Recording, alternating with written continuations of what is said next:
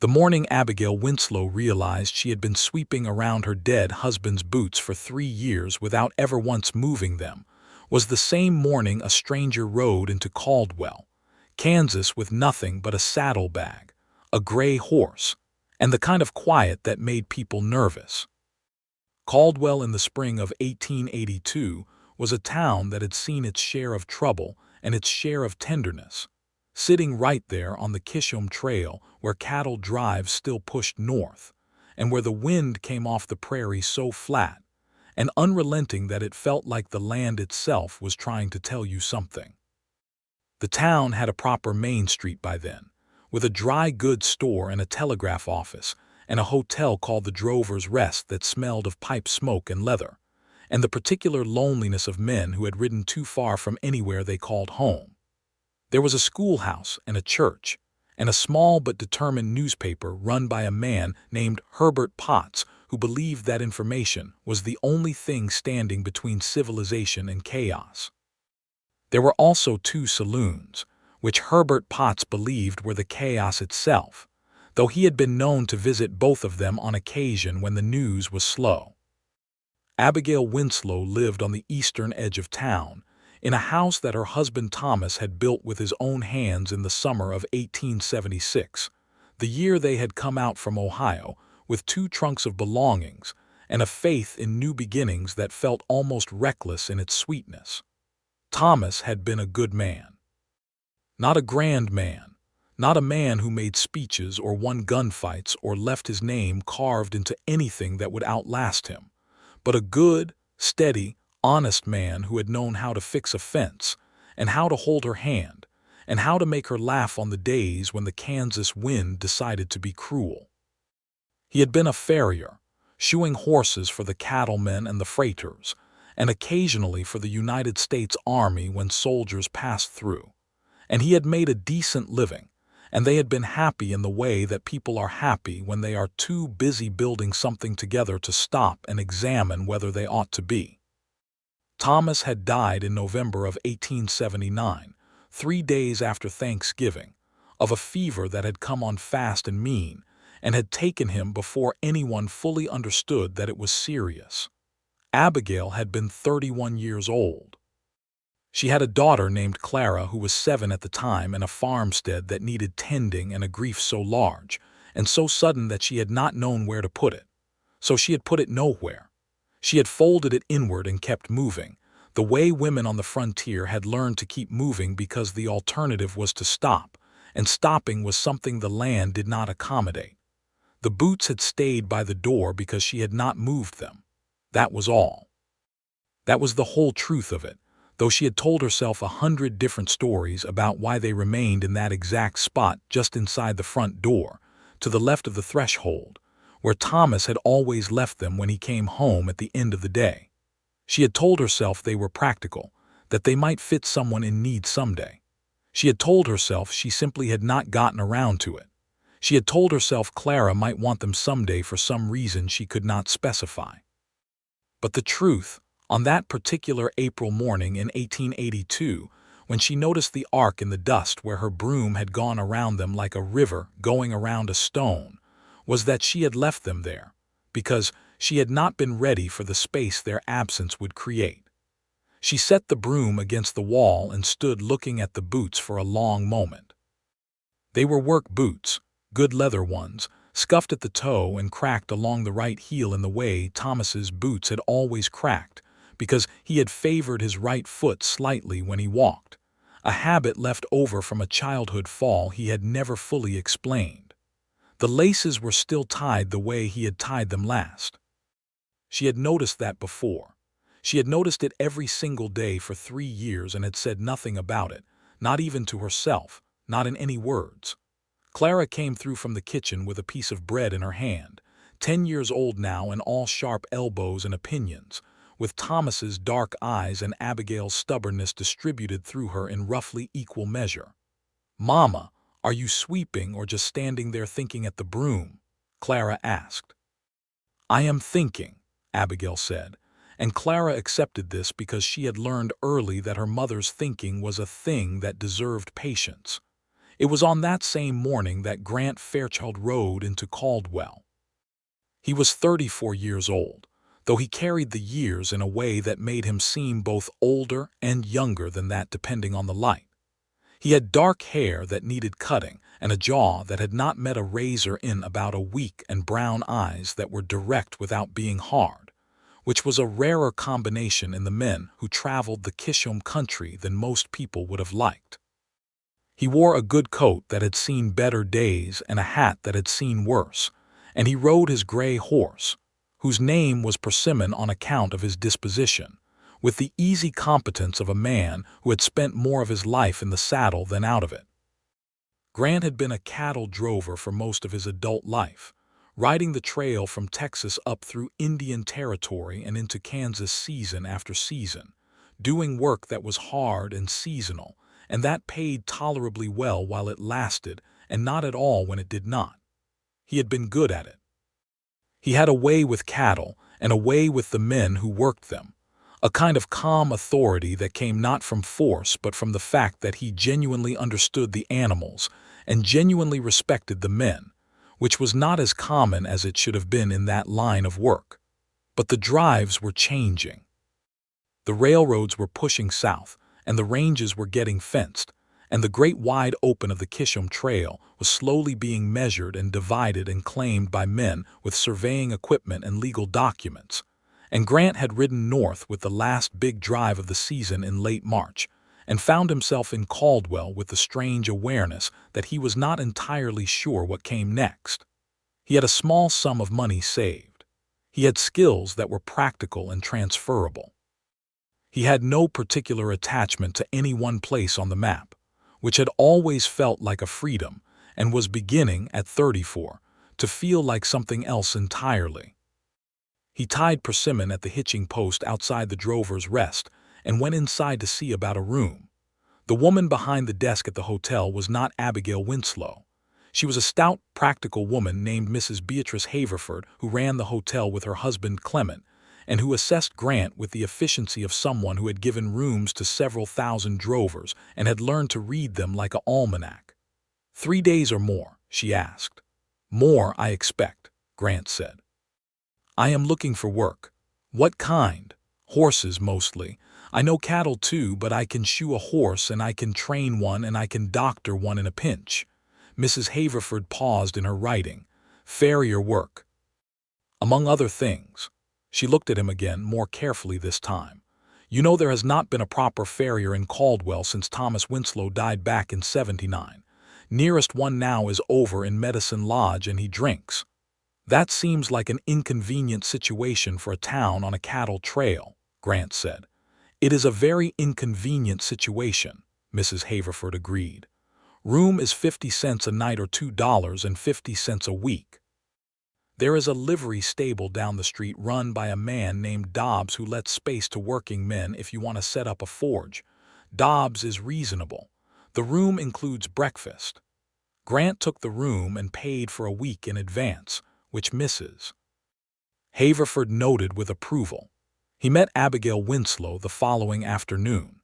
He had spent the morning talking to Dobbs at the livery, a lean, sunburned man who spoke in short sentences, and whose handshake was like being caught in a trap, and who agreed readily enough to let Grant use the forge and the near paddock for a modest monthly fee once he had watched Grant shoe one of his own horses with a proficiency that clearly impressed him.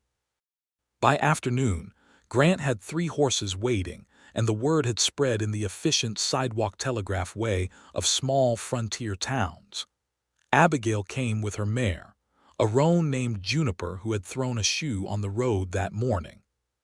She had been meaning to ride to Medicine Lodge, but had kept putting it off because the drunk farrier in Medicine Lodge was unpleasant, and because Juniper was patient about the missing shoe in the way that good mares often are, which made it easy to delay. But she had received a letter that needed posting, and the post was in Dodge, and the ride to Dodge required Juniper to be properly shod, and so she had run out of reasons to delay. She came through the livery doors leading Juniper by the reins, and stopped when she saw a man she did not recognize working at Dobbs's forge. He had his coat off and his sleeves rolled up, and he was working with a focus that meant he did not hear her come in over the sound of the hammer. Dobbs appeared from the back and said, "Mrs. Winslow, this here is Grant Fairchild, just set up this morning. He will take care of Juniper for you." Grant turned. He had a horseshoe in his tongs, and he set it in the cooling bucket before he wiped his hand and came forward. He looked at her and she looked at him, and there was nothing cinematic about it. No lightning or music, just two people of approximately similar ages who were each quietly more interesting than they appeared, and who recognized something in each other in that first plain moment that neither of them would have been able to name. "Ma'am," he said. "Mr. Fairchild," she said, "I need a shoe put back on my mare. Let me have a look at her." He examined Juniper with the unhurried thoroughness of someone who genuinely liked horses, checking the hoof and the leg, and the remaining shoes with a careful attention that Abigail noticed. Thomas had always said you could tell everything about a man by the way he handled an animal when he thought no one was watching. She was watching, but Grant did not seem to know or care. "She is in good shape," he said. "Good horses, well kept. You have had her a while." 6 years, Abigail said. "She was a birthday gift from my late husband."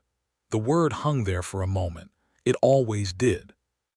She had learned to say it plainly because the alternatives were worse, but it always landed somewhere in the air between her and whoever she was talking to, and required a brief negotiation.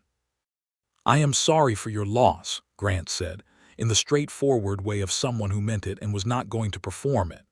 "Thank you," she said. And that was that. He put the shoe on Juniper in about 20 minutes and charged her fairly, and she paid him and she left. That would have been the end of it, except that Caldwell was a small town, and small towns have their own gravitational physics. She saw him at the church social that Saturday, which surprised her because he had not seemed like a church social kind of man, though she acknowledged to herself that she was making judgments based on very little evidence. He was standing at the edge of the gathering, with a cup of something that Mrs. Haverford had pressed into his hand, looking out over the prairie with the expression of a man who is comfortable with open spaces and slightly less comfortable with organized sociability.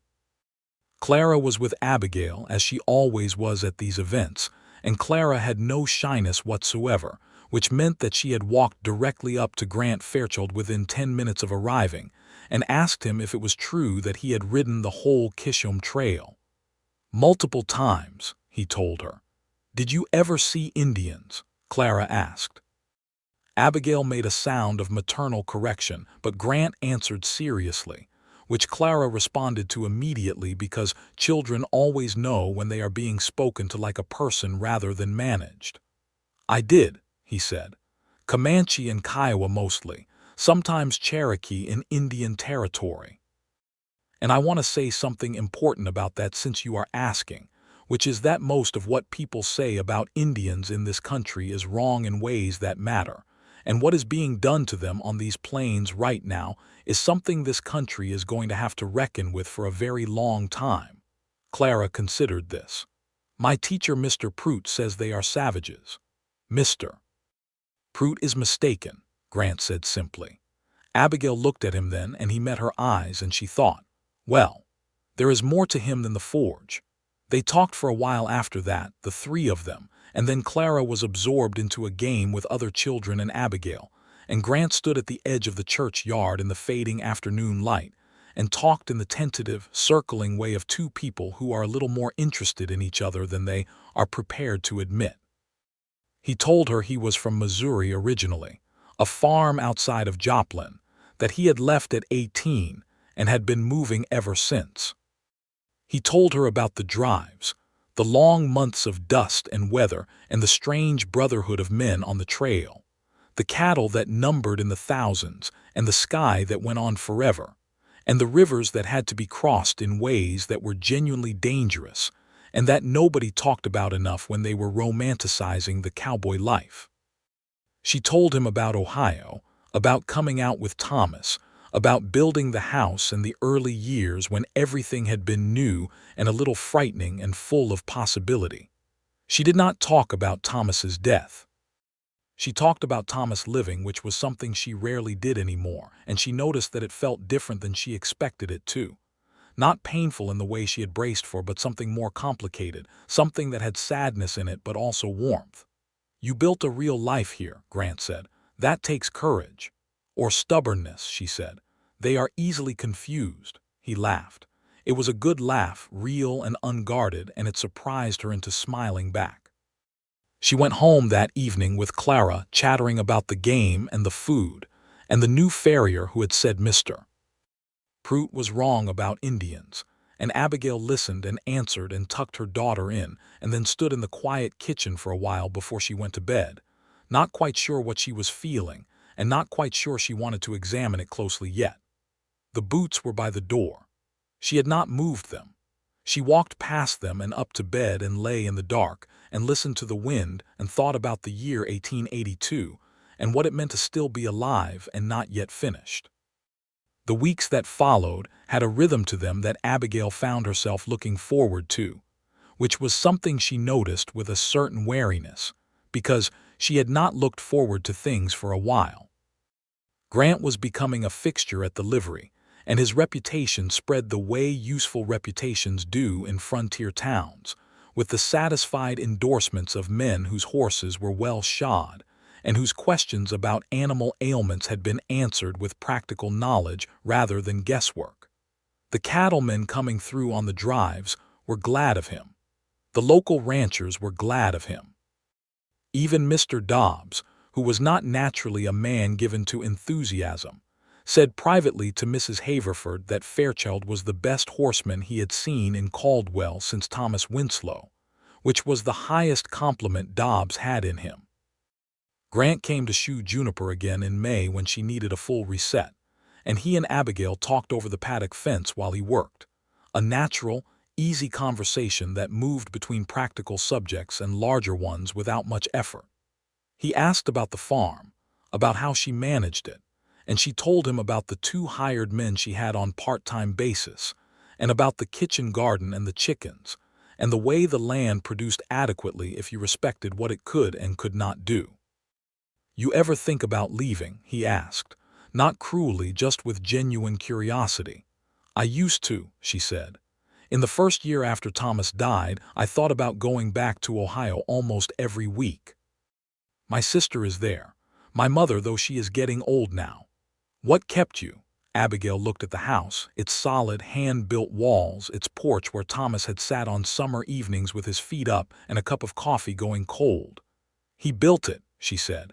"It seemed wrong to leave something he had built." Grant said nothing to that, just nodded with the understanding of someone who had learned that there are answers you simply receive and do not argue with. Clara, who was always appearing at inconvenient moments with questions that cut straight to the center of things, came out to the paddock fence and asked Grant if he had ever been married. "Clara," Abigail said. "It is a reasonable question," Clara said. Grant looked at Clara with the same seriousness he always gave her. "No," he said, "I have not." "Why not?" "Clara, because I never stayed in one place long enough," Grant said. He looked briefly at Abigail when he said it and then back at the horse.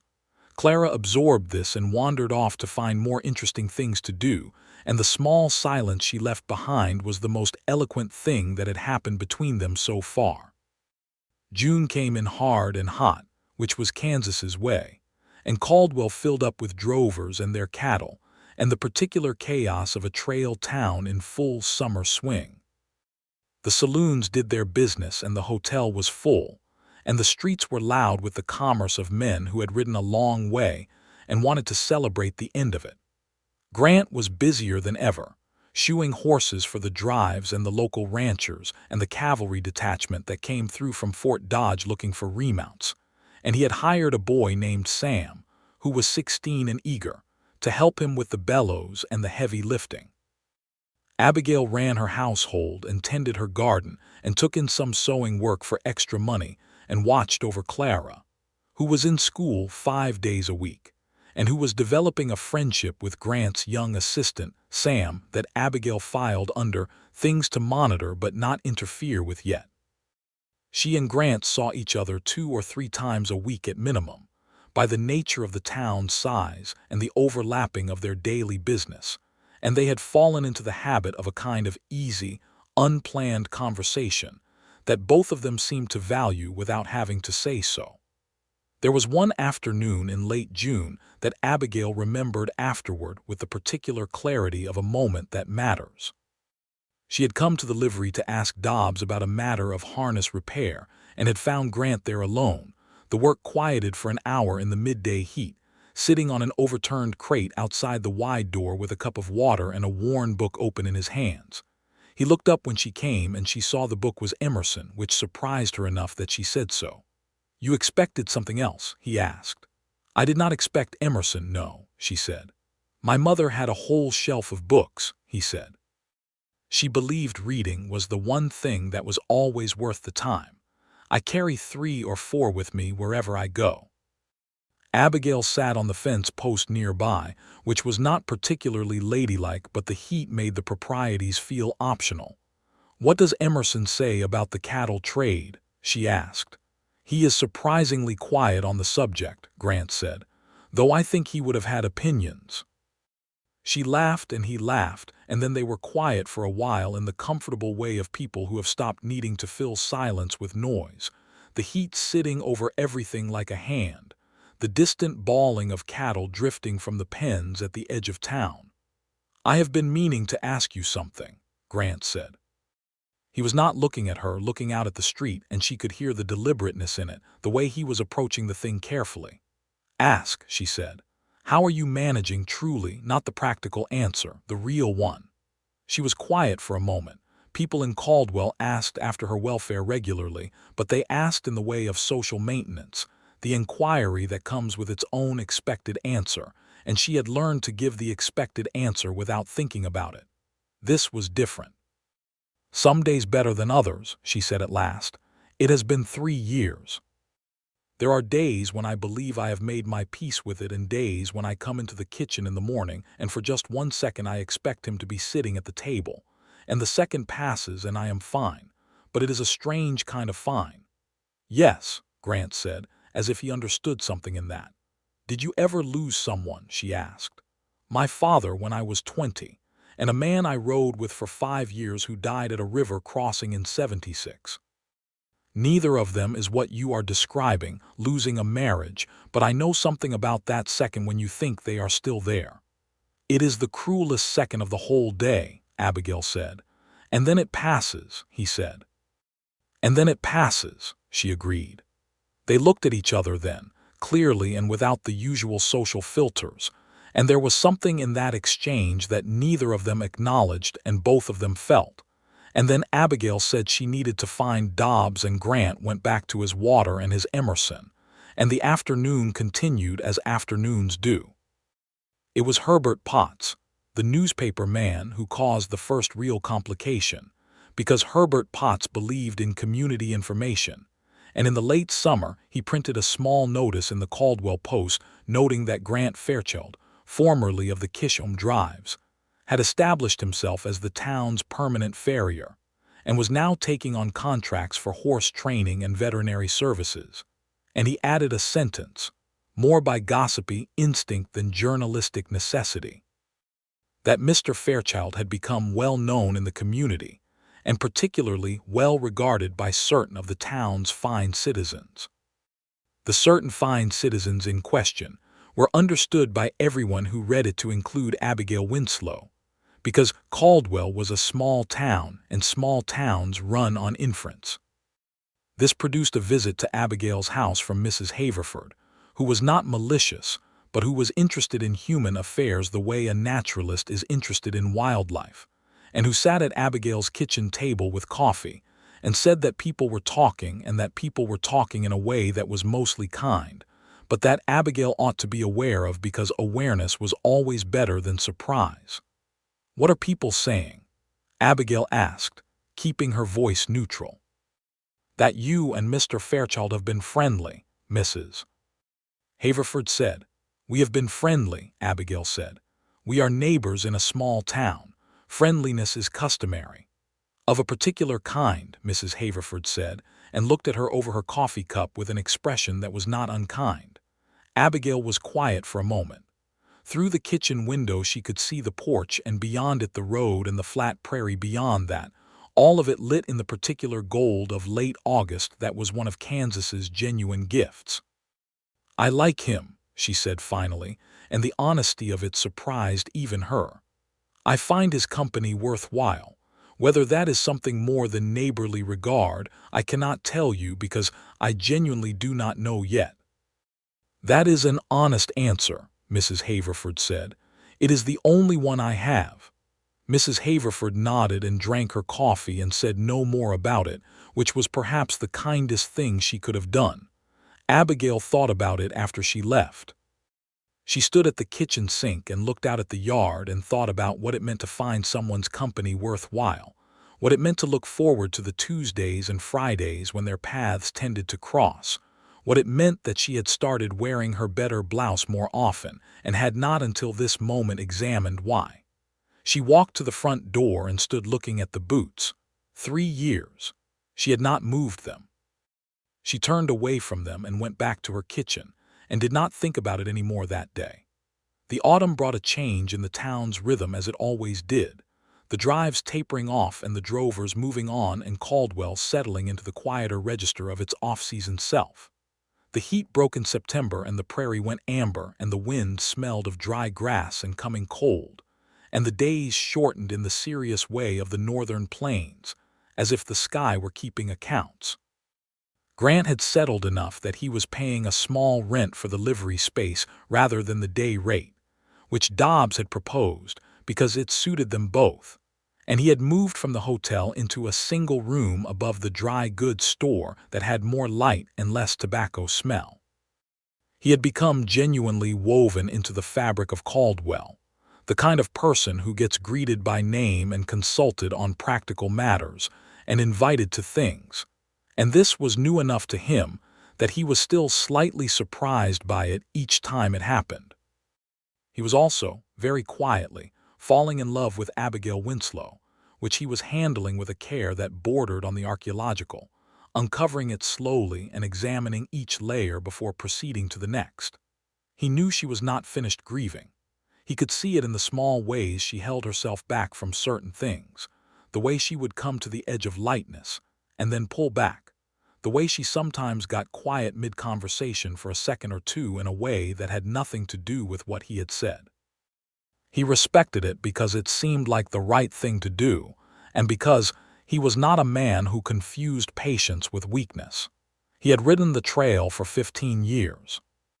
He knew how to let things take the time they needed. What he had not counted on was Clara.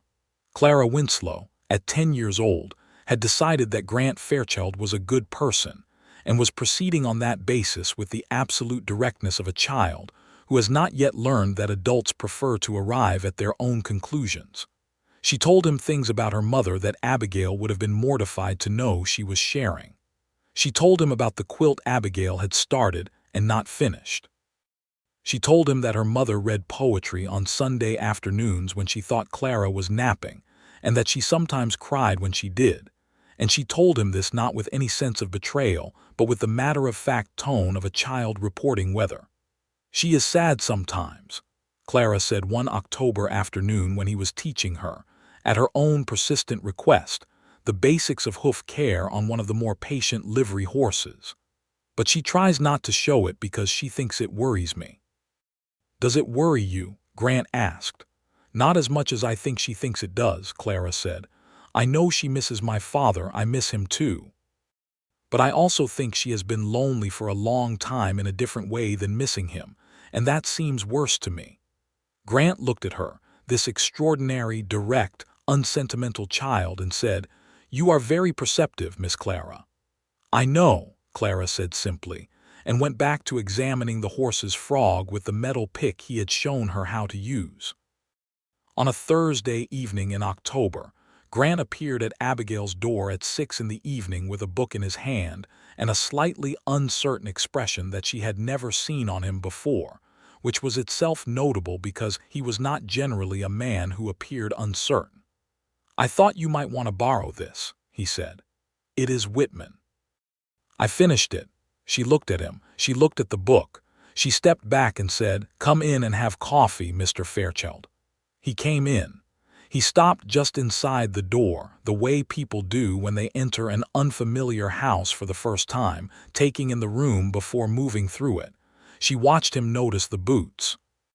She saw the small moment of processing on his face, the understanding that these were a man's boots sitting in the entryway of a house where there was no living man, and she saw him choose not to say anything about them, and she appreciated that choice even as some part of her registered it as its own kind of weight. Clara appeared from upstairs with a book of her own and said, "Oh, Mr. Fairchild, good," as if his presence had been expected, which Abigail filed under things to discuss with her daughter later. They sat in the kitchen and drank coffee, and Grant and Abigail talked, and Clara read and contributed occasional editorial remarks to the conversation. And it was, in its quiet October kitchen way, the most comfortable evening Abigail had spent in longer than she could readily remember. It felt like a household.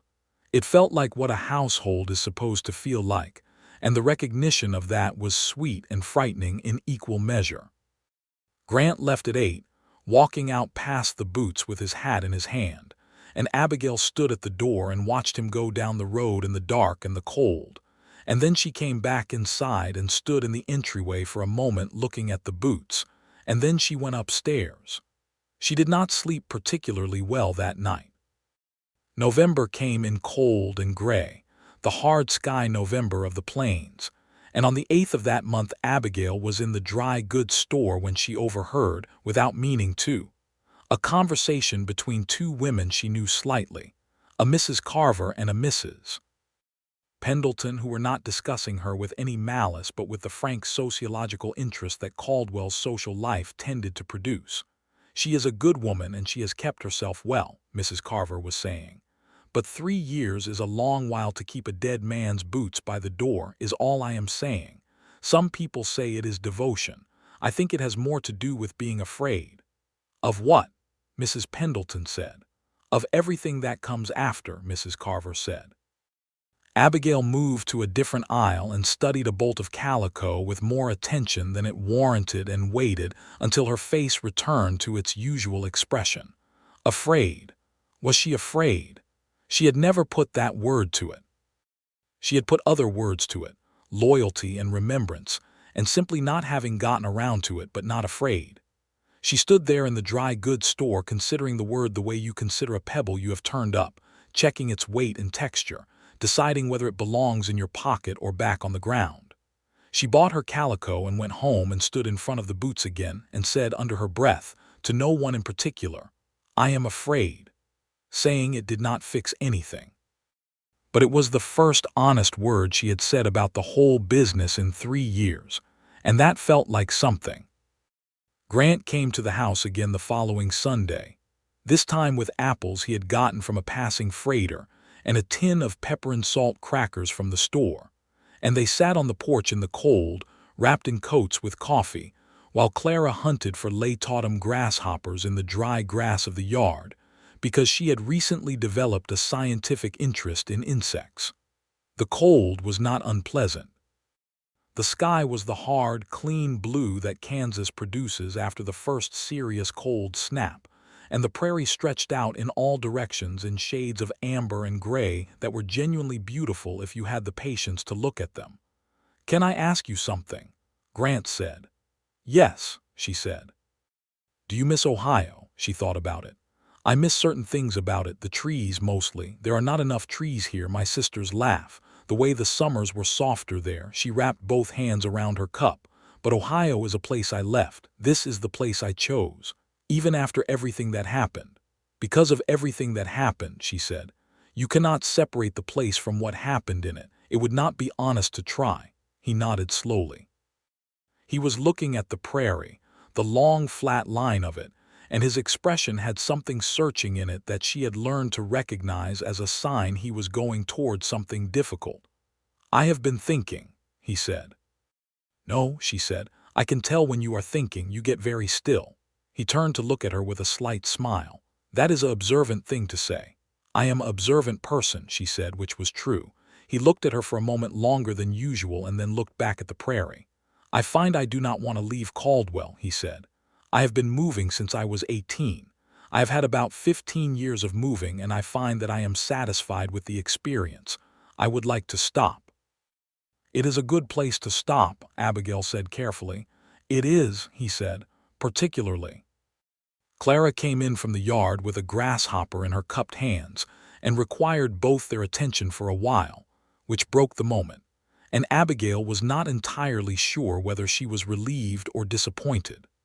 Later, after Grant had gone and Clara was in bed, she sat alone in the kitchen with a lamp going and thought about what he had said, and what he had not said, and what she had understood, and what she had understood herself to feel about it.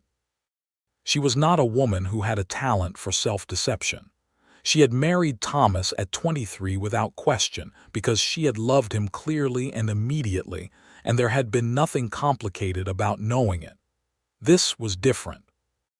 This was the feeling of something growing slowly in cold ground, not a blaze but something lower and steadier, and she respected it more than she would have a blaze, because she was old enough to know that blazes are easy and that steady warmth is the harder and more valuable thing. She was 34 years old. She had a daughter and a house and a life that was real and full, and that she had built mostly alone for 3 years. She was allowed to want something more. She was allowed to feel things she was not ashamed of. She knew Thomas would have said so.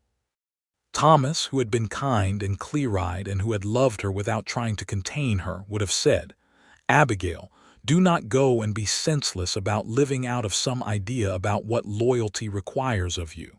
She sat there for a while longer. Then she looked at the boots. Then she went to bed. The conversation that changed everything happened on a Friday afternoon in the second week of December. One of those winter days on the Kansas plain that are cold and still and very bright. The kind of day that has a quality of held breath about it. Grant had come to fix the hinge on Abigail's barn door, which had been sticking since October, because he had offered to in passing, and because he was, at his core, a practical man who noticed when things needed doing and did them. Clara was in school. Abigail brought him coffee and they stood in the barn for a while looking at the hinge and discussing the correct approach, which was not a complicated structural problem, but was a good framework for being in the same place and talking. When the hinge was fixed, they stood in the barn doorway, the cold, bright afternoon laid out in front of them, and talked for a while about nothing and then about things. And Grant was in the middle of a sentence about the first time he had ridden into Caldwell and his first impression of the town when Abigail said, abruptly, without having planned to say it at all, "I still have Thomas's boots by the door." Grant stopped. The sentence sat there between them in the cold air. "I know," he said quietly. "I did not know that you knew," she said. "I noticed them the first evening I came to your house," he said.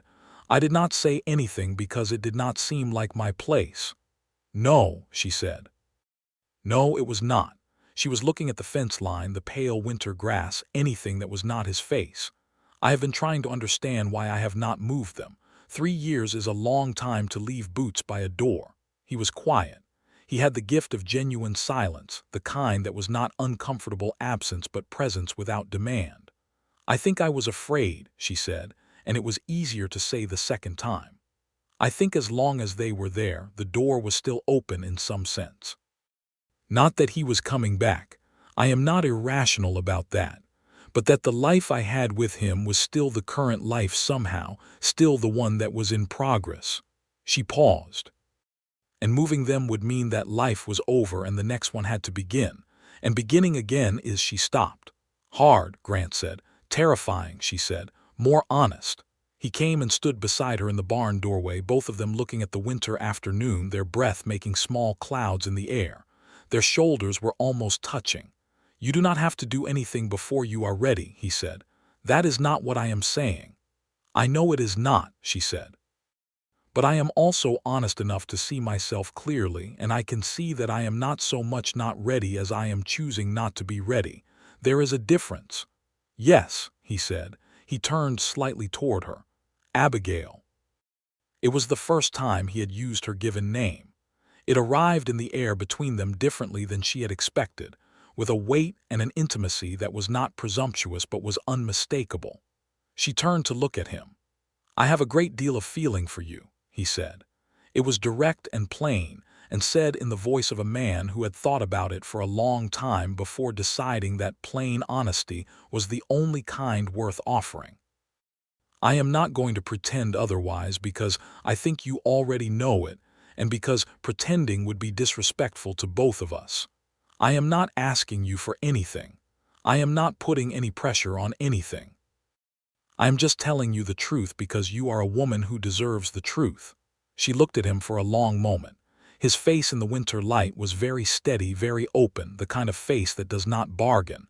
"I know that you do," she said. "I have known it for a while." She looked back at the prairie. "And I have a great deal of feeling for you as well, Grant. I want to be equally honest about that." She heard him exhale slowly. "But I need to do something before anything else," she said. "I need to put the boots away." "Yes," he said, "I think you do." They stood there a little longer in the cold, bright air, and then he put his hand very lightly over hers where it rested on the barn door frame, and she turned her hand and held it, and they stood like that for a while without speaking because there was nothing that needed saying. He went home in the late afternoon and Abigail went inside. She stood in the entryway for a long time. She could hear the kitchen clock. She could hear the wind starting up outside, the way it did in the evenings in December, a low, continuous sound like a conversation in a language you almost understand. The boots were exactly as they had always been, scuffed at the toe. The right heel cracked. Laces tied in Thomas's particular double knot that she had taught him on their first week in Ohio, because he could never keep his laces done with a single bow. She crouched down and put both hands on them for a moment. She let herself feel the full weight of what they meant. She did not try to rush past it or think it into something manageable. She let it be what it was, 3 years of grief and love and loyalty, and a life that had been real and good and was now over. And she held all of that for a long, quiet minute in the cold entry hall of the house he had built. Then she picked them up. She carried them to the bedroom, and she put them in the cedar chest at the foot of the bed where she kept the things that mattered most. The quilts from her mother and the letters from Ohio, and the small carved horse Thomas had made for Clara the Christmas before he died. And she laid them inside with care, and she closed the lid. She stayed in the bedroom for a little while after, sitting on the edge of the bed in the growing dark. And she cried because it needed to be cried. A clean kind of crying, not the broken, desperate grief of the early years, but something more like a proper goodbye. A formal farewell to the version of her life that had ended in November of 1879. She wiped her face and she went downstairs and she started the fire for supper. Clara came home from school at 4:30 with cold reddened cheeks and an essay she had written about grasshoppers, and stopped in the entryway and looked at the floor where the boots had been for the entirety of her conscious memory. She looked at the bare floor for a long moment. "Mama," she called. "In the kitchen," Abigail said. Clara came to the kitchen doorway and looked at her mother's face, that sharp-eyed, perceptive gaze that had always seen more than Abigail gave it credit for. "You put them away," Clara said. "Yes," Abigail said. "I did." Clara crossed the kitchen and put her arms around her mother from behind, her thin arms tight around Abigail's waist, her face pressed against her back. They stood like that for a minute, the two of them in the warm kitchen with the fire going and the smell of supper starting, and Abigail put her hands over Clara's and held them. "Okay," Clara said into her back. "Yes," Abigail said. "Okay." She wrote Grant a note that evening, a brief one, just, "I put them away." She sent it with Sam the following morning when he passed her gate on his way to the livery, and Grant read it and held the paper for a moment, and then folded it carefully and put it in his coat pocket.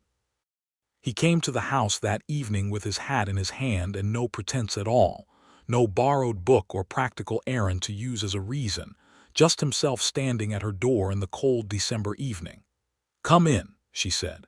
He came inside and stood in the entryway and looked at the bare floor and then at her, and his expression was everything that needed to be said about what that bare floor meant. "Clara is in bed," Abigail said. "Come and sit." They sat at the kitchen table with the lamp between them, and they talked for 3 hours. A long, winding conversation that was not about anything in particular, and was about everything that mattered, and somewhere in the middle of it, when the fire had burned low and the night outside was very quiet, Grant reached across the table and took her hand, and she let him hold it, and the rightness of it was the simplest and most uncomplicated thing she had felt in 3 years. Christmas came to Caldwell with its usual mix of festivity and plainness. Mrs.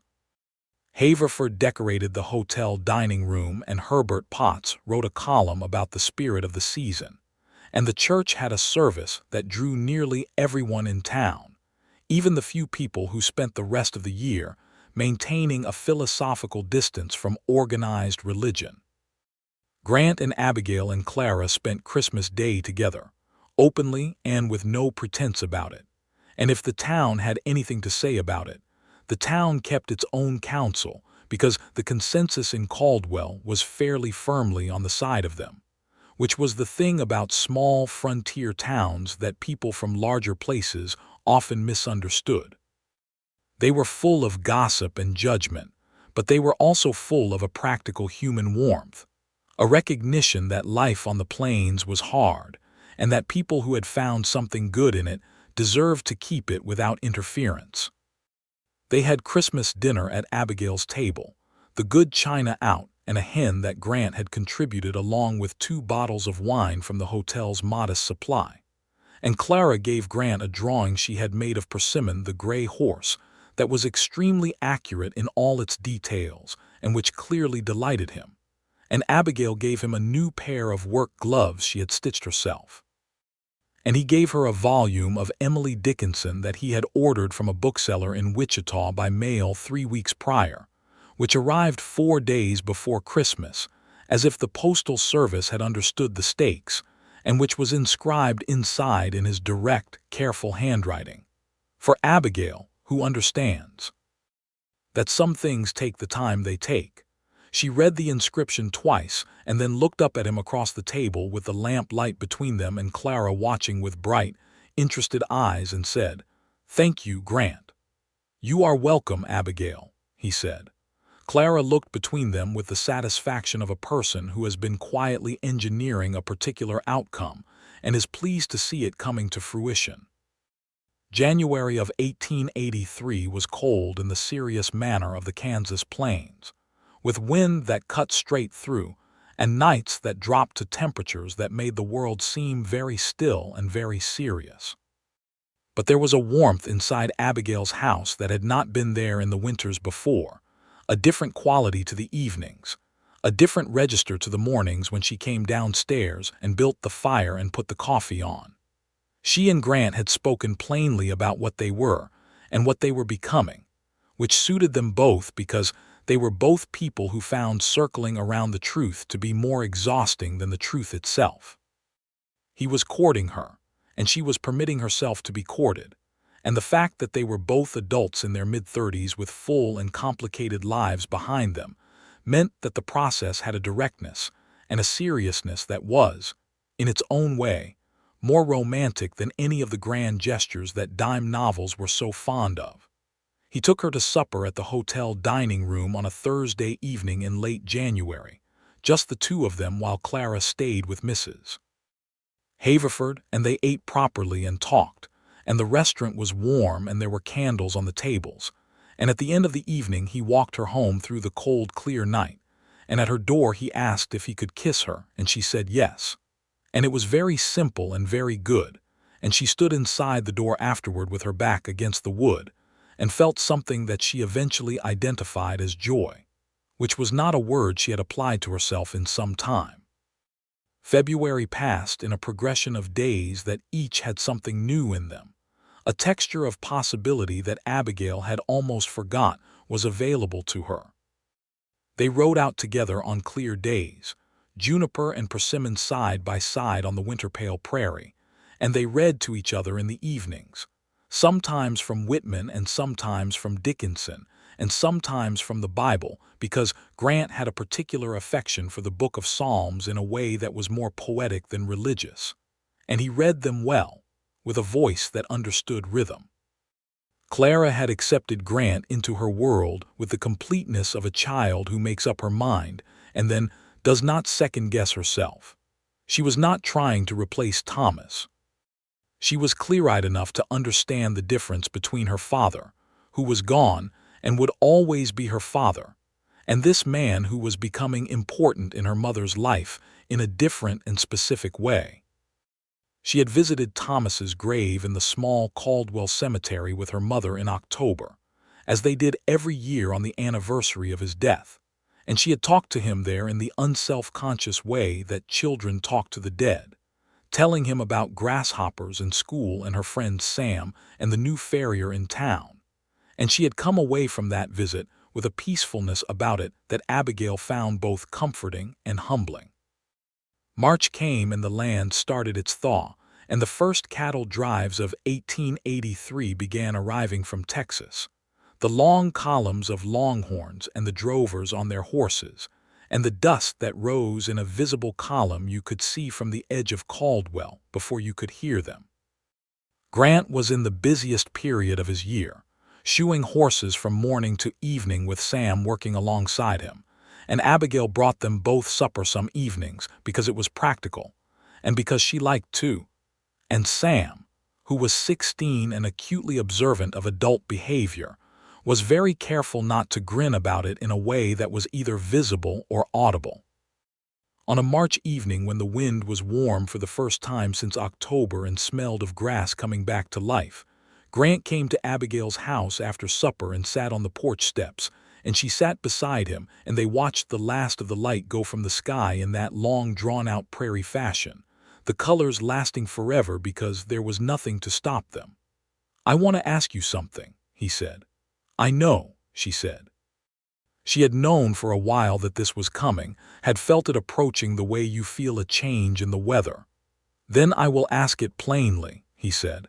He turned to face her on the step, his hat in his hands. The evening light was soft and the air smelled of spring. "Abigail Winslow, I love you. I want to spend the rest of my life in the same house as you and Clara if you and Clara will have me. I want to be a good man to you and a steady presence for her, and I want to stop moving, not because I have nowhere to go but because here is where I want to be. I am asking you to marry me." She looked at him. Grant Fairchild, with his good coat and his Emerson, and his hands that knew horses and his voice that understood Whitman and his eyes that were direct and brown and entirely honest. The man who had come into her livery on an April afternoon a year ago and examined her mare with care, and who had, without any grand gestures, walked steadily and patiently into the life she had been living alone and made it larger. "Yes," she said. It was easy. It was the easiest thing she had said in years. He reached over and took her hand, and they sat there on the porch steps in the first warm evening of spring 1883, and there was nothing they needed to add to that. Clara found out the following morning when Abigail told her over breakfast. She set down her spoon and looked at her mother with those dark Thomas eyes and said, "I know." And then she picked up her spoon and went back to her porridge and added, as if it were an incidental fact, "I am very glad." "I know you are," Abigail said, smiling. "You have been very subtle about it." "I have been completely obvious about it," Clara said. "I was counting on the two of you being too polite to say so." The wedding was in April on a Saturday morning, a year to the month after Grant had ridden into Caldwell on his gray horse. The church was not crowded because they had wanted a small ceremony, but the people who were there were the people who mattered. Mrs. Haverford cried in a dignified way. Dobbs stood in the back looking both enormous and pleased. Sam, who had grown 3 inches since the previous spring, stood with Grant, and Clara stood with her mother and was composure itself, though she held her mother's hand very tightly. Reverend Aldrich conducted the ceremony in the plain, honest style that suited them both, without excessive ornamentation, and when he came to the vows Grant said his, looking directly at Abigail with the same steady, unperformative directness he brought to everything. And she said hers looking back at him the same way, and it was as truthful a wedding as she could have asked for. They had the celebration in the church yard, which was warm enough in April to be outdoor, and the town brought food and music materialized from somewhere in the form of a fiddle player named Carlyle who could play anything, and who played for 4 hours without stopping. Grant danced with Abigail in the way of a man who does not have the natural talent for dancing, but has the wit and coordination to be adequate at it with a good partner. And she laughed at him when he stepped wrong, and he laughed at himself, and it was entirely right. Clara danced with Sam, who was also not a gifted dancer, and they stepped on each other with great mutual willingness and general good humor. Herbert Potts wrote a notice for the Caldwell Post about the wedding that was, for once, not gossipy but genuinely warm, a fact that Mrs. Haverford remarked upon with some surprise. That evening, after the guests had gone and Clara was in bed and the house was quiet, Abigail and Grant sat together in the kitchen in the lamplight, husband and wife, and the word felt real and substantial and correct. "Are you happy?" he asked. "Very," she said. "Are you?" "More than I have been before," he said. "Which is a thing I would not have expected to say. A cowboy who settles down," she said, teasing him lightly. "This particular cowboy had a sufficient amount of the trail," he said. 15 years is more than enough trail. "And now you have a forge and a house and a wife," she said. "And Clara," he said, "which is more than some men could handle and exactly the right amount for me." She leaned against him and his arm came around her, and the fire ticked and the wind moved outside in its constant prairie conversation, and the spring night was full of all the possibility that spring nights on the Kansas plains can hold, which is a very great deal. The summer of 1883 settled over them like something earned. Grant had moved his belongings from above the dry goods store into the house Thomas had built, a transition he handled with a quiet respect that Abigail noticed and was grateful for. He did not try to remake the house in his own image or remove what was there. He added to it, which was different. There was Emerson on the shelf now beside Abigail's books, and there was a bridle hanging in the hall that he was repairing, and there was his coat on the hook beside her coat. And it was all ordinary and all miraculous in the way that ordinary things can be when you have spent a long time in their absence. He had spoken with Abigail before the wedding about the cedar chest, about the boots, about Thomas, in the direct and uncomplicated way they had of talking about difficult things. He had said he wanted to understand what Thomas had been to her and to Clara, not in a comparative spirit but in a spirit of respect. She had told him, and he had listened the way he listened to everything, with the full weight of his attention, and at the end of it he had said that Thomas had clearly been a good man, and that he had no intention of competing with his memory, and that he hoped Clara would never feel she had to choose between the two of them. "She will not," Abigail had said. "She is too sensible for that." "She is extraordinarily sensible," Grant had agreed. Clara had, by the summer, taken to calling Grant by his given name rather than Mr. Fairchild, which had happened naturally and without discussion, and she still visited Thomas's grave with her mother every November and still talked to him there. And this was not a wound but a continuity, a thread of love that did not need to end in order for new ones to begin. The first trouble of the new life came in August, when one of the large ranches east of Caldwell, the Hammond operation run by a man named Collins who had arrived from Missouri with a large amount of money and a correspondingly large sense of his own importance, tried to acquire the strip of range land that bordered Abigail's property from the south. The land was technically open range, but the way of it was that it had always been understood to be adjacent to the Winslow farmstead and available for her small use, and Collins had his lawyers in Wichita filing claims on a good deal of open range in the area, the way the big money was starting to do all across Kansas in those years. Grant learned about it from Dobbs, who had heard it from the Collins ranch foreman, and he came home and told Abigail, and they sat at the table and talked about it the way they talked about things, directly and together, without one of them taking charge and the other following. "It would not ruin us if we lost it," Abigail said, measuring it out. "But it would make the kitchen garden harder and the chickens would have less range, and eventually, if Collins pushes far enough, he could put pressure on our water access." "Yes," Grant said, "that is my read of it too." "So we fight it," she said. "We fight it," he agreed. They went to see a lawyer in Wichita, a man named Reeves who was known to be competent and fair, and who had handled cases against the large ranch operations before with some success. He reviewed their situation and the Collins claim and the relevant Kansas property law, and advised them on the course of action, which involved filing their own documentation of prior use and negotiating from a position of established presence.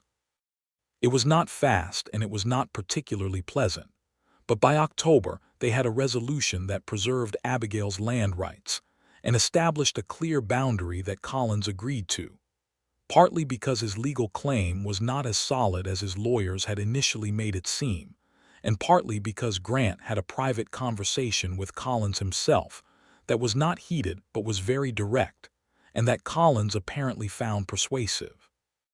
The details of which Grant did not fully share with Abigail, but which she did not press him on because she trusted his judgment. "Is it settled?" she asked when he came back from that conversation. "It is settled," he said. She accepted this. There were things that men did in the world of 1883 that required a directness that was not available to women in the same way. And while Abigail had a strong and well-considered opinion about the injustice of that fact, she also lived in the actual world, and not the one she wished existed, and she was practical enough to use what was available to her.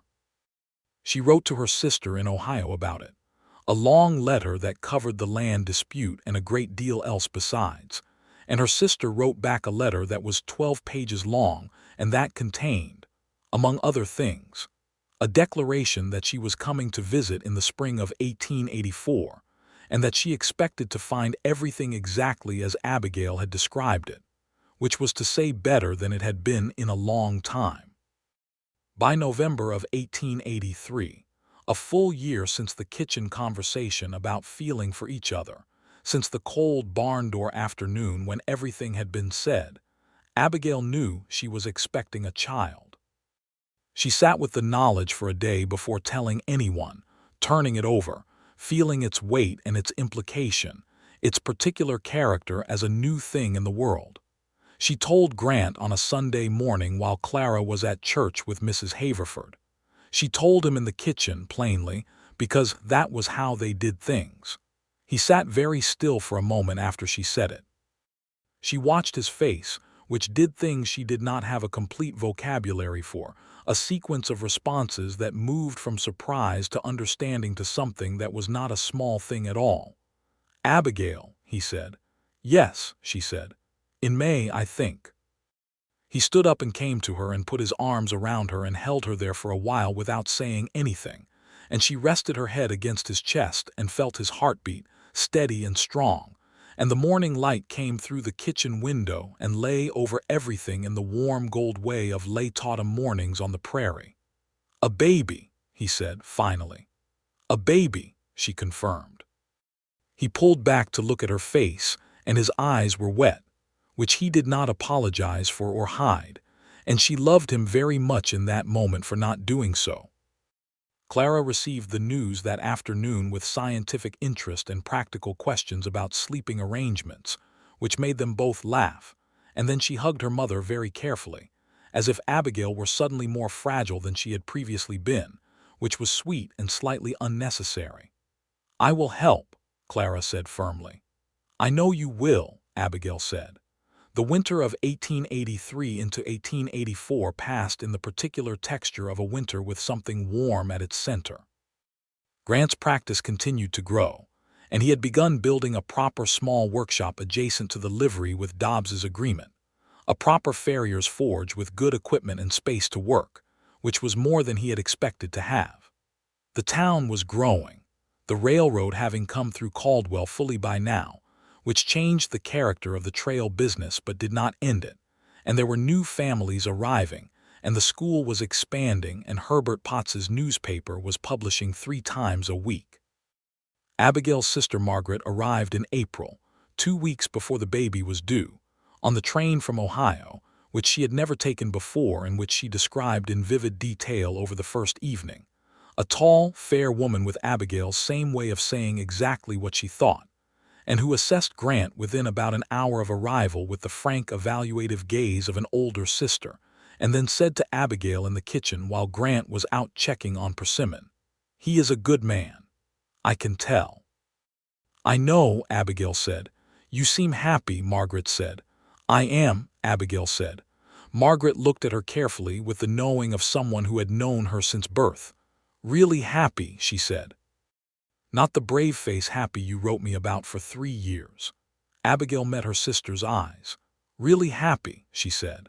Margaret put her arms around her, and Abigail let herself be held by her sister for the first time in 8 years, and it was, as it had always been, like a particular kind of rest that nothing else quite provided. The baby came on the 17th of May, 1884. It was a boy. He arrived in the way of babies, which is to say with considerable drama and effort, and he was healthy and loud about it, which Abigail took as a favorable sign about his character.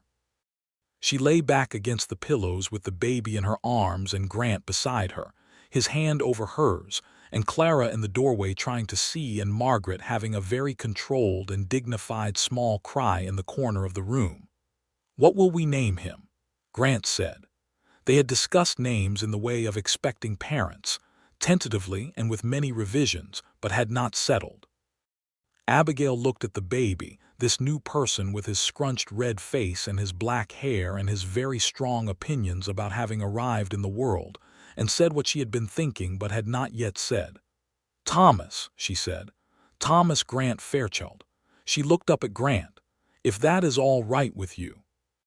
He looked at her and at the baby, and his throat moved. "That is more than all right," he said. "That is exactly right," Clara said from the doorway. "Hello, Thomas," with the solemn elder sibling formality of someone taking on a new responsibility, and Thomas Grant Fairchild opened his eyes very briefly in response, and everyone in the room felt it like a small gift. Margaret stayed for 6 weeks, long enough to be genuinely useful and to be a genuine presence, and she and Grant reached an easy understanding built primarily on a shared appreciation for Abigail, and for the evidence that the household they had made was a good one. On her last evening she sat with Abigail on the porch while Grant was inside with the baby and Clara was reading, and the Kansas evening laid itself over the prairie in its unhurried way. "I am glad I came," Margaret said. "I am glad you came," Abigail said. "Write me more," Margaret said. "The letters this past year have been so much better than the years before them." "I had more to write about," Abigail said. Margaret looked at her. "You are going to be all right." "I am already all right," Abigail said. Margaret put her hand over her sister's, and they sat in the evening light, and the baby made a small noise inside, and Grant's voice was audible through the window, low and steady, talking to his son, and the sound of it settled over Abigail like something she had not known she was waiting for. Margaret left the next morning on the train east, and they stood at the platform and waved, and Clara told Thomas about trains in an instructive tone, and Grant stood with his hand at the small of Abigail's back, and Abigail watched the train until it was a small point of smoke on the horizon. The summer of 1884 moved in its full way, the heat and the cattle drives and the noise of a town that was growing into something more permanent than it had once been. Thomas was a vocal and present infant who had strong preferences about most things and communicated them vigorously, which Grant found both exhausting and deeply interesting, examining his son with the same patient, observant quality he brought to horses, though he wisely did not say so in those terms.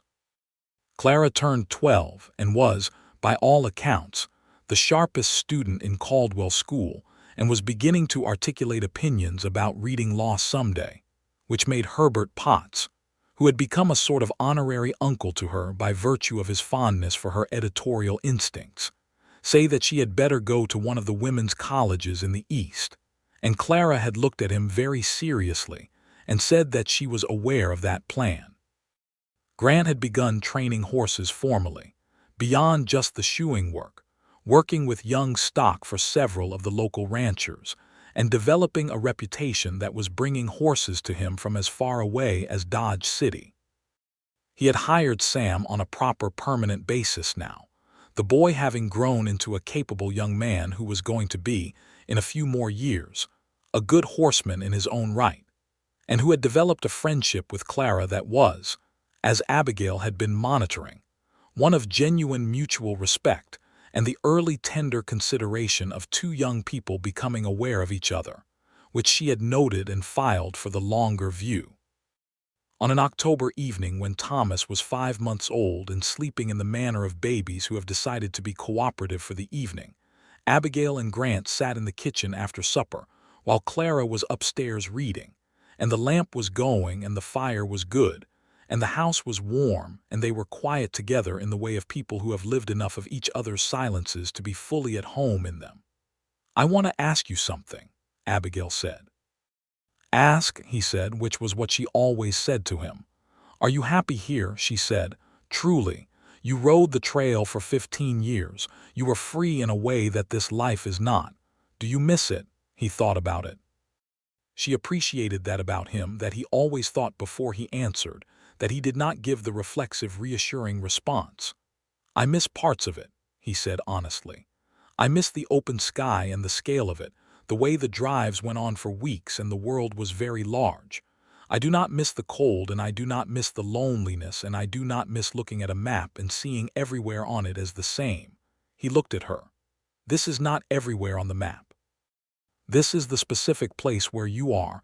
That is a different thing entirely." She held his gaze. "I love you," she said. "I love you, Abigail," he said. They heard Thomas stir in the back room, and both of them listened, and the stirring settled back into sleep, and they looked at each other with the particular shared understanding of parents in the dark, and it was, in its complete and ordinary and irreplaceable way, everything. The years that followed had their own chapters, their own weather and difficulty and grace. There was a hard winter in 1885 that tested everyone in Caldwell, and that brought the community together in the practical, unglamorous, essential way of frontier winters, with neighbors sharing wood and food and labor without making an occasion of it. There was a dispute between two of the larger ranches that created a tension in the town for several months that required careful navigation, and Grant, by then one of the more established and respected men in Caldwell, was part of the informal mediation that helped resolve it, a fact that he was characteristically matter-of-fact about, and that Abigail was quietly proud of. Thomas walked at 11 months and talked at 14, and had strong opinions about horses from approximately the moment he understood what horses were, which was, given his father's profession, very early. By the time he was 3, he had a small, determined relationship with Persimmon, who was advancing in years and who had mellowed into a benevolent elder statesman of the paddock, and who accepted the small boy's attentions with a grace that Grant said was more than Persimmon deserved given his historical temperament. Clara won a prize for an essay in the Kansas Territorial Writing Competition in 1886, beating students from Wichita and Dodge City, and Herbert Potts ran the entire essay in the Caldwell Post and sent a copy to a women's college in Ohio, because he said that certain people needed to be pointed in their proper direction, whether they asked for assistance or not. Clara received a letter of inquiry from the college in October and read it at the supper table with a composure that fooled no one, and then excused herself and went upstairs and came back 5 minutes later with reddened eyes and a steady expression and said, "I am going to need to go to Ohio." "Yes," Abigail said. "You are." "I will miss you all terribly," Clara said. "We will miss you terribly," Abigail said. "And you are going."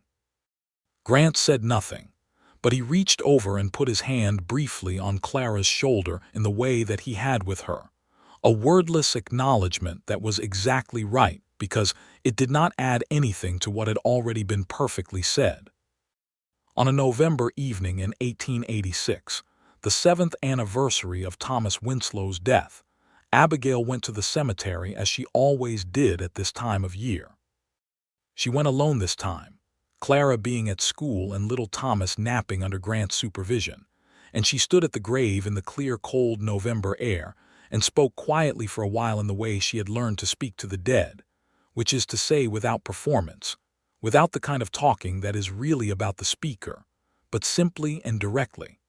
She told Thomas about the children, about Clara's essay prize, and little Thomas's new habit of announcing his opinions about every horse he saw. She told him about the house, how it was still standing the way he had built it, and how she had added a window in the kitchen last year that let in more morning light. She told him that she was well, that she was genuinely well, not the brave face well of the years right after, but a real, substantive well that she wanted him to know about because she thought it would have mattered to him. She told him about Grant. She said it plainly and fully, the way she said everything now. She said that Grant was a good man who had come to her slowly and patiently, and who had loved her, and Clara and their small Thomas, with a steadiness that she valued above all things. She said that she still loved him, Thomas, the way you love the person who first showed you what a good life could look like. She said those two things were not in conflict, and she hoped he understood that, and she believed he did. She put her hand on the cold stone for a moment. Then she stood up straight in the November wind and walked back to the house. The smoke from the kitchen chimney was visible from halfway down the road, rising straight up in the still air. Through the parlor window she could see the lamp and the shadows of movement inside, and as she came up to the porch she could hear Grant's voice through the door, low and patient, reading something aloud. She opened the door and came inside, and the warmth of the house came around her, the smell of coffee and the fire, and the particular living smell of a home that is genuinely occupied. Grant was at the kitchen table with little Thomas on his knee, reading from a picture book that Clara had left behind, his voice giving each character its distinct sound, and Thomas was very upright and focused in the way he had when something had his complete attention. Grant looked up when she came in and their eyes met across the warm room, and he said nothing, just looked at her with the direct and steady gaze that she had learned was his clearest language, the one that required no translation. "How was it?" he asked. "Good," she said, and she meant it in all its dimensions. She unwrapped her coat and hung it on the hook beside his and came to the table and sat down, and Grant shifted Thomas slightly to make room in the warmth between them, and the three of them were there in the lamplight with the wind outside and the fire going and the good solid walls of the house Thomas Winslow had built holding everything together, as walls that are built with love tend to do. The following April, Abigail found she was expecting again, which produced a household response of such varied expression that she had to take a moment to appreciate each one. Grant's characteristic stillness, and then warmth, little Thomas's baffled but accepting nod, and a letter from Clara in Ohio that arrived 2 weeks after Abigail had written to her, which was filled with exclamation points that Clara would ordinarily have considered excessive, but had apparently decided were warranted. The second baby was a boy as well, born in December of 1887, a quieter and more philosophical infant than his brother, who had entered the world with loud opinions and had not tempered them. They named him James, for Grant's father, and the name fit him in the way names sometimes do before you have any real reason to know they will. By the winter of 1887, Caldwell was a changed town from the one Grant had ridden into in 1882. The great cattle drives were essentially over, the railroads and the fences, and the settled ranges having ended the long trail drives that had defined the Kisham country. The cowboys were still there, some of them, but they were ranch hands now rather than trail drovers, their lives circumscribed by the fences and the property lines and the new arrangements of the land. It was the end of something, and everyone in the town felt it, not as a tragedy exactly but as a passage, the frontier closing up into something more settled and ordinary. Grant stood one evening in the late December with baby James in his arms looking out at the prairie from the kitchen window, the flat white of it in the winter dark, and said, "The whole world is being fenced." "I know," Abigail said from the stove. "Does that make you sad?" She thought about it. "Parts of it do. The parts that are about freedom and wildness and the wide open, those I am sorry to see go. The parts that are about people being able to put down roots and build something that lasts, those I am glad for." Grant nodded slowly. "A fair accounting," he said. Little Thomas appeared at the kitchen door looking for his father, who was his preferred companion for the period of just before bed. And Grant turned from the window and handed James to Abigail and scooped his elder son up with the ease of a man who had learned to do this without thinking. And Thomas settled against his shoulder with the complete physical trust of a small child. And Abigail stood at the stove with the baby and watched the two of them and the lamp and the window and the prairie dark beyond it, and felt the full, rounded completeness of the life she was living. She had been 31 years old when Thomas Winslow died, with nothing settled but her grief and her love for Clara and her determination to keep going. She was 40 now, in the December of 1887, with a daughter who was going to be a lawyer or a senator or something the world would hear about, with 2 small sons and a husband who read Emerson and understood horses, and had asked, that first April, about her mare's well-being with a care that turned out to be characteristic. And she had arrived at 40 with the full and irrevocable knowledge that a life can be broken in the middle and put itself back together into something real and true, if you are patient with it and if you keep the door open long enough. She thought about the boots sometimes, not with sadness exactly, with something softer, a kind of fond accounting. They were in the cedar chest still, alongside the quilts and the letters and the carved horse, which little Thomas had found 2 summers ago and taken a great interest in, and which she had explained to him about carefully, and which he had received with the matter-of-fact acceptance of a child who has been raised in a household where the people who have gone before are spoken of honestly and with love. In the spring of 1888, Clara came home from Ohio for the summer, and she was 20, and she was something that Abigail looked at and felt a fierce and swelling pride about that was different from any other pride, because it was partly the pride of seeing your child become more than you imagined, and partly the pride of seeing the world produce a woman who understood her own worth. Sam was 22 and had been in correspondence with Clara throughout her time at college, letters that Abigail had known about and had not read and had stored under the category of not my business yet.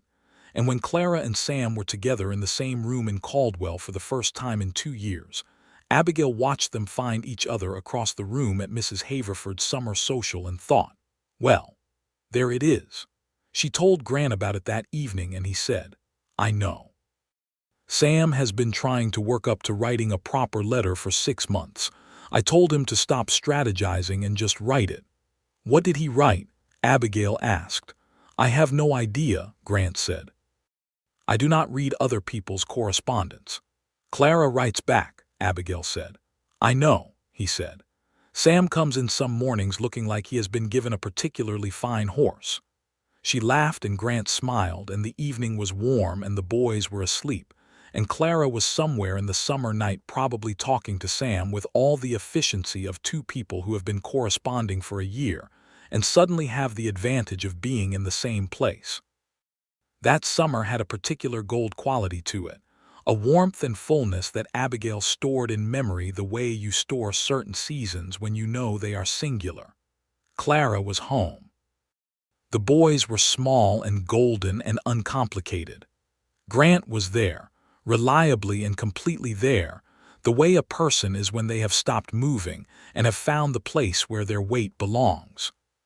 She sat one August evening on the porch after everyone was in bed, alone in the warm night with the lamp out, and just the stars and the prairie and the immense quiet of the land, and she let herself feel the full extent of everything, the grief she had carried, and the love she had found, and the life she had built with hands that had sometimes shaken and feet that had sometimes wanted to stop, and a heart that had kept going because it did not know how to do otherwise. The boots were in the cedar chest. The door was open. The house was full. She sat in the August dark and listened to the prairie tell its old story in the wind and the grass and the star-scattered sky, and she felt, at 41 in the late summer of 1888 in Caldwell, Kansas, that she was exactly where she was supposed to be. Thomas Winslow had built the house. Grant Fairchild had made it a home. And Abigail had loved them both, in different ways and different seasons, and she was not required to choose between those loves because love is not arithmetic, does not diminish by division, does not lose itself by being shared across time. She had learned that, slowly and at some cost, and it was one of the truest things she knew. In the morning she would make coffee, and the boys would come down the stairs with their wild morning hair and their firm opinions about breakfast, and Grant would come in from checking on Persimmon, who was old now but still sound, and Clara might already be at the table writing in her journal the way she had since she was 8, and the kitchen would fill up with all of it, the noise and the smell and the particular quality of light through the window Grant had put in. And it would be ordinary, and it would be remarkable, and it would be hers. Grant found her still on the porch at 10 o'clock when he came down for a glass of water and saw the door open and her sitting there in the dark. He came out without saying anything and sat beside her on the step, the way they had sat 100 times, and looked out at the night with her. "Could not sleep," he said. "I was thinking," she said. "About what?" She leaned against him and he put his arm around her, warm and solid and entirely familiar now after 5 years, entirely home. "About how much has happened," she said, "and how glad I am that it did." He pressed his lips to the top of her head. "So am I," he said. "So am I." The stars moved over the Kansas plain the way they had always moved, indifferent and magnificent, and the wind came off the grass and through the summer air.